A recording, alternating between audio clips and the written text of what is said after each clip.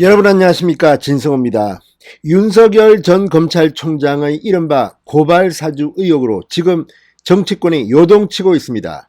처음에는 윤석열을 때려잡으려고 공수처 검찰이 똘똘 뭉쳐서 공격을 했지만 지금은 제보자 조성은 씨와 박지원 국정원장의 롯데호텔 만남이 확인되면서 전세가 역전되고 있는 분위기입니다. 여기에 홍준표 후보만 빼고 국민의힘의 대선 후보 최재형, 하태경, 지금 원희룡 전부 연대에서 윤석열을 옹호하기 시작했습니다. 이준석 대표 한때 윤석열 전 총장 측과 갈등을 빚었지만 이번만큼은 다릅니다. 국민의힘의 운명이 걸린 전쟁이 시작되고 있습니다.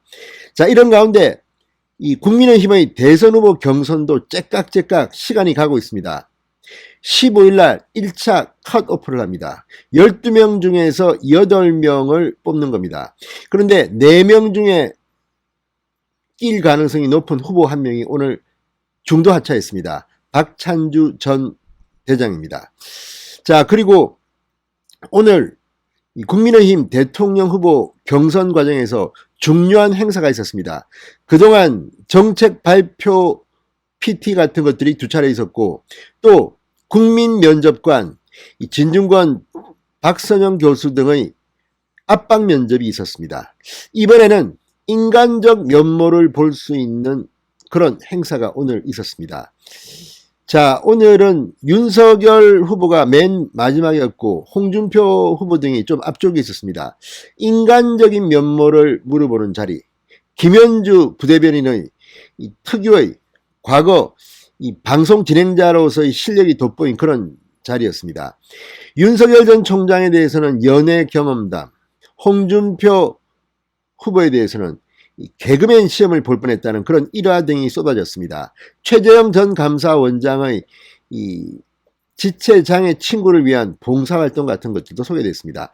자, 오늘은 정색을 하고 정책 공방이 아니라 인간미를 볼 수 있는 그런 자리였습니다. 자, 오늘 화제가 만발했습니다. 반면 유승민 후보에 대해서는 박근혜 전 대통령의 배신자 프레임과 관련해서 영상 편지를 부탁하기도 했습니다. 자, 오늘 국민의힘 유튜브 후끈 달아올랐습니다. 진성호의 직설 시작합니다. 방송에 앞서 아직 진성호 방송에 구독자가 아니신 분들은 붉은색 구독 버튼 눌러주십시오. 더 좋은 방송으로 보답하겠습니다. 어떻게 보면 이 고발 사주 의혹 때문에 윤석열 전 총장이 부각되는 반면 다른 후보들은 좀 묻히는 감도 없지 않습니다. 사실 과거 같으면 야당이 이런 탄압을 받으면 경선 일정을 전면 중단하고 문재인 정부가 한번 붙을 만도 한데 어쨌든 지금 경선 일정은 차곡차곡 진행되고 있습니다. 국민의힘은 오늘 서울 여의도 중앙당사에서 유튜브 라이브 방송을 했습니다. 올데이 라방입니다. 자, 예비후보 12명에 대한 생방송 톡쇼 형식인데 이 자리에서는 뭐 정책이나 또 결점에 대한 약점에 대한 질문 이런 게 아니라 인간미를 부각시켰는데 초점이 맞춰졌습니다. 올데이 라방 라디오 방송이라는 뜻입니다. 자, 후보들은 패널인 조국 흑서 저자인 서민 당국대 의대 교수와 표진인 정신과 전문의, 사회자인 김현주 상금 부대변인과 화기애애한 분위기로 대화를 이어갔습니다. 인간적인 면모를 부각시키는데 주력하는 모습이었습니다. 자, 윤석열 후보 50대 늦은 나이에 김건희 씨와 결혼하게 된 이유 뭐 이런 걸 물었습니다. 그리고 부인 김건희 씨를 만나게 된 계기뿐만 아니라 결혼을 늦게 한 이유도 물었습니다. 자, 윤석열 후보 결혼을 늦게 한 이유를 묻자 이렇게 말했습니다. 사람이 푸시라니까 그렇지 않았겠나 이렇게 농담을 했습니다. 자, 그간 연애에 대한 질문을 받고는 이렇게 말했습니다. 그분들이 볼 수도 있는데 이런 질문을 하나 주로 차였다 이렇게 말하고 웃었습니다. 김건희 씨도 아마 이 방송을 보고 있었을 텐데 아우 내 남편이 부실해서 많이 차였구나 깜짝 놀랐을지도 모릅니다. 아니면 이미 알고 있었을지도 모릅니다. 어쨌든 윤석열에 대해서는 김건희 씨와의 연애 이런 것들을 물어봤습니다. 홍준표 후보는 조금 다른 질문. 자, 과거 개그맨 시험에 응시할 뻔한 일화를 공개하면서 웃음꽃이 피었습니다.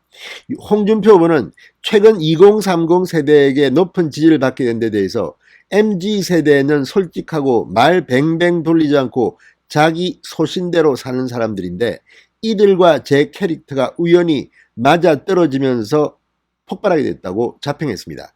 자, 그리고 실제로 홍준표 후보는 이 고려대 다닐 때 개그맨 시험에 응시할 뻔했다가 당시 정치적 상황으로 실제 개그맨 시험을 응시하지를 못했습니다. 만약 이때 응시를 했다면 홍준표 후보는 정치인이 아니라 개그맨이 될 수도 있었다는 생각이 듭니다. 자, 어쨌든 뭐 홍준표, 윤석열 다 아주 화기애애했습니다. 유승민 후보는 박근혜 전 대통령에 대한 영상편지를 요구받기도 했습니다.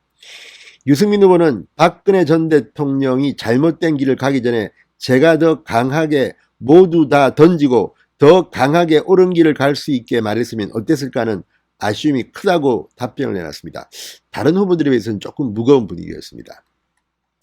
최재형 후보는 고교 시절 2년간 이 거동이 자유롭지 않은 강명훈 변호사 친구를 업고 통학을 다녔던 일화, 자녀 입양 등 미담에 관한 뒷이야기들을 풀어냈습니다. 자, 국민의힘은 이제 15일입니다. 지금 오늘 이 행사가 끝나고 내일 모레 이틀 동안 여론조사, 당원조사를 한 뒤 1차 컷오프를 합니다. 12명 중에서 8명이 남습니다. 이 가운데 박찬주 예비후보가 후보직을 사퇴했습니다. 국민의힘 예비후보는 모두 11명으로 줄어들었습니다.